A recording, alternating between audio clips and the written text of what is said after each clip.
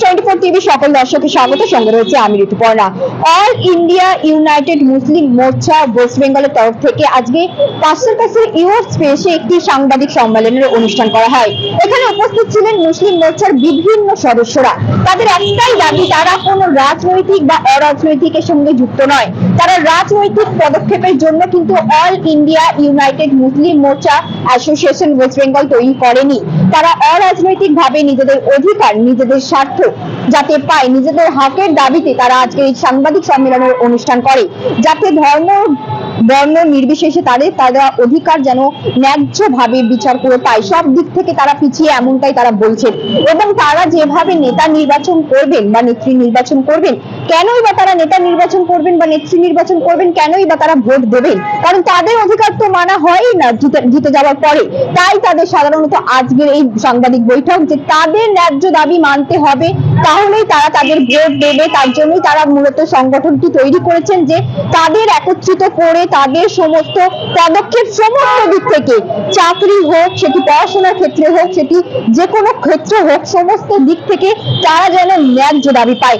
SC ST ভাগ রয়েছে, এছাড়াও জেনারেল কাস্টের ভাগ রয়েছে, কিন্তু মুসলিম সম্প্রদায়দের ক্ষেত্রে সেখানে 2 থেকে 3% ভাগ হচ্ছে। কেন এমনটা, কেন তাদের সাথে বিচার করা হচ্ছে?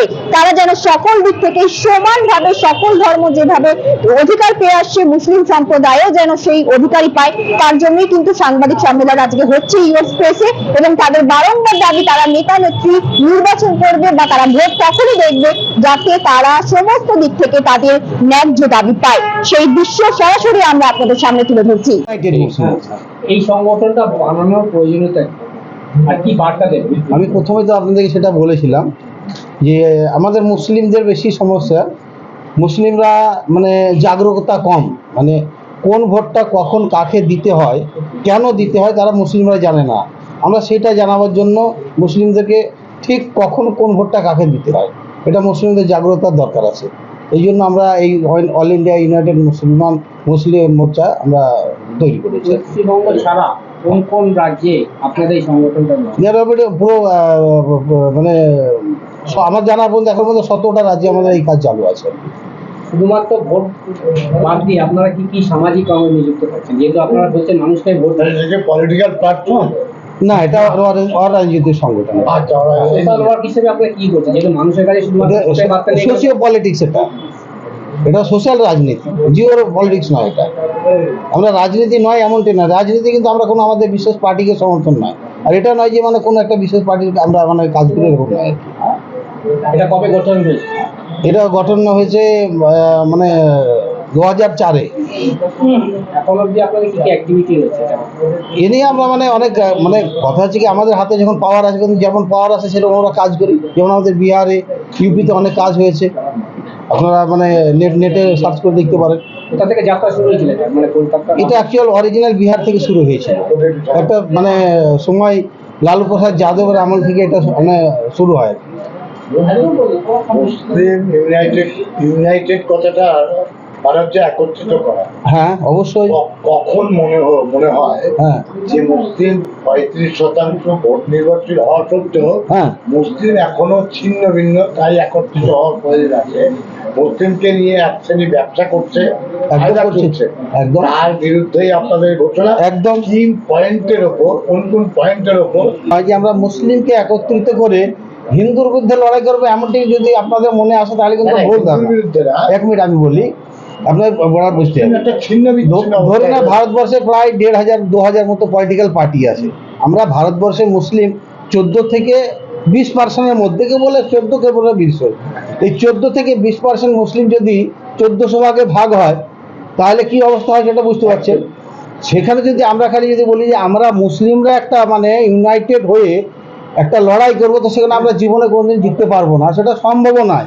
আর সেটা ভারতবর্ষে কেন মানে কখনোই সম্ভব না ভাবাই ভালো। আমরা চাই যে মুসলিমরা একটা ইউনিটি হয়ে একটা জায়গায়, সেটা যে কোনো একটা প্ল্যাটফর্মে দাঁড়িয়ে নিজেদের অধিকারকে বুঝে নিই, এইটাই আমাদের উদ্দেশ্য। এর বেশি আমাদের কিছু নাই। আমরা একটা মানে পার্টিকে, যে কোনো একটা দলকে আমরা সমর্থন করতে পারি। इंडिया जो नारा दिया गया है वो गिरा खड़ा बाजार में सबकी चाहे खैर, ना काहू से दोस्ती ना काहू से बैर। ऑल इंडिया यूनाइटेड मुस्लिम मोर्चा अपने गठन से लेकर आज तक पूरी तरह से किसी भी पॉलिटिकल पार्टी से अटैच हुई ही नहीं और होगी भी नहीं। हम लोगों का सामाजिक स्थिति है, जो शैक्षणिक स्थिति है, वो दिन ब दिन पीछे की तरफ जाता जा रहा। कई कमीशन बने, कई आयोग बने, सबकी रिपोर्टें आई, सच्चर कमेटी की रिपोर्ट आई, रंगनाथ मिश्रा की आई, कुंडू की आई, लेकिन आज तक किसी भी सरकार ने किसी भी समझ लीजिएगा आप, इंडिया का सवाल किया इसलिए मैं कह रहा हूं, किसी भी सरकार ने किसी भी कमीशन की रिपोर्ट पर अमल ही नहीं किया। ईमानदारी से और बेईमानी से नहीं, अमल ही नहीं किया। तो फिर कमीशन बनाने और करोड़ों रुपया उस पर खर्च करने का मकसद क्या था, ये एक मुद्दा है। मुसलमानों को बताना चाहते हैं क्या है, क्यों ऐसा हुआ। दूसरा कि क्या हम बताते ही रहेंगे कि कुछ हम करेंगे भी, वो हमने एक रोड मैप तैयार किया कि नहीं, हम बताते नहीं रहेंगे, बल्कि हम साथ साथ सिखाते रहेंगे और पॉलिटिकल पार्टियों को मजबूर करते रहेंगे कि आपको ये काम करना ही होगा। मजबूर तब करेंगे जब पहला ये नारा जो हमारे वक्ता तकरीर में कह रहे थे कि भाजपा फासिस्ट पार्टी है और उसको हराए बगैर मसले का हल नहीं है, ऑल इंडिया यूनाइटेड मुस्लिम मोर्चा इस बात को सिरे से खारिज करती।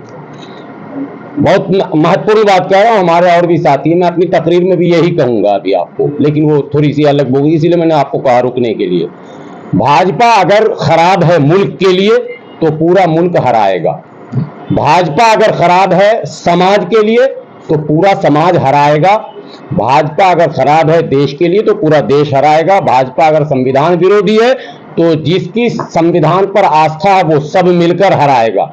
केवल मुसलमान भाजपा को हराने का ठेका लेकर ममता बनर्जी के सर पर ताज, नीतीश कुमार के सर पर ताज, उद्धव ठाकरे के सर पर ताज, मनमोहन सिंह और राहुल गांधी के सर पर ताज सजाने का काम नहीं करेगा।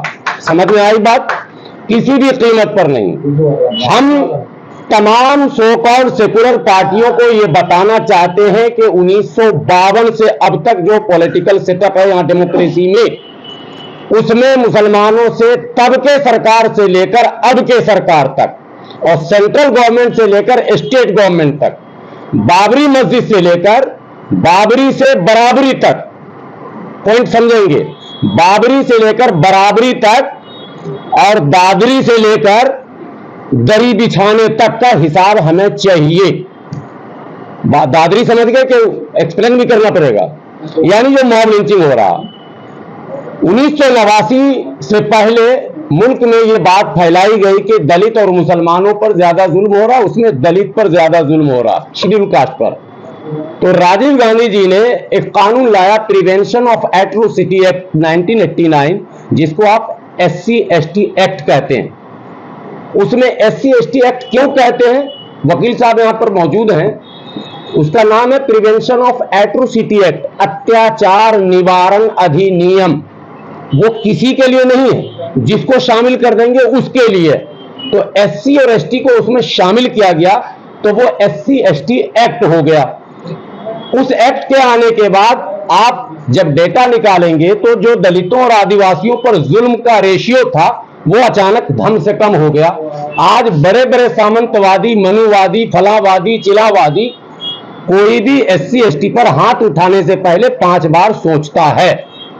हमारा कहना है कि जब मुल्क में लगातार मुसलमानों पर जुल्म बढ़ रहा है तो, और हमने जो वोट डाले हैं, पहले हम लोग आंख बंद करके पंजा पे मोहर लगाते थे, हमारे पूर्वज, शायद हमारी जवानी जब चढ़ रही थी तो उस वक्त भी पंजा का ही गलबा था और प्रचार उच्चार नहीं होता था, सीधा होता था कि वोट डालना। फिर क्यों हटाया हमने भाई कांग्रेस को? बिहार से, बंगाल से, उड़ीसा से, आप झारखंड से, उत्तर प्रदेश से, इस तरह के कई राज्य हैं, साउथ में केरल से, तमिलनाडु से, क्यों हटाया और किसने हटाया? दोनों सवाल मैं बता दे रहा हूं। सिर्फ और सिर्फ मुसलमानों ने हटाया। इसके 1000 उदाहरण मैं दे दूंगा। मुसलमानों ने अपना वोट सीधा खींच लिया और कहा कि नहीं, हम सामाजिक न्याय की बात करने वालों को देंगे जो सबके साथ एक सुलूक करे। हमने फिर समाजवादियों को मौका दिया, जिसमें लालू जी आए, मुलायम जी आए, सब जी आए। तो कांग्रेस से शिकायत क्या थी? हमारी शिकायत तो कुछ समझ में बात आई नहीं।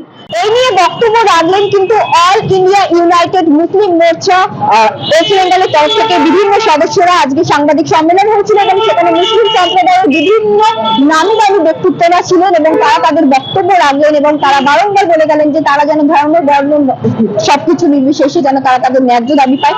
সেই বিষয়ে সরাসরি আমরা আপনাদের সামনে তুলে ধরলাম। বিশ্বজিতের সাথে ঋতুপর্ণা রিপোর্ট, নিউজ 24 টিভি, মুহূর্তের খবর হাতের মুঠোয়।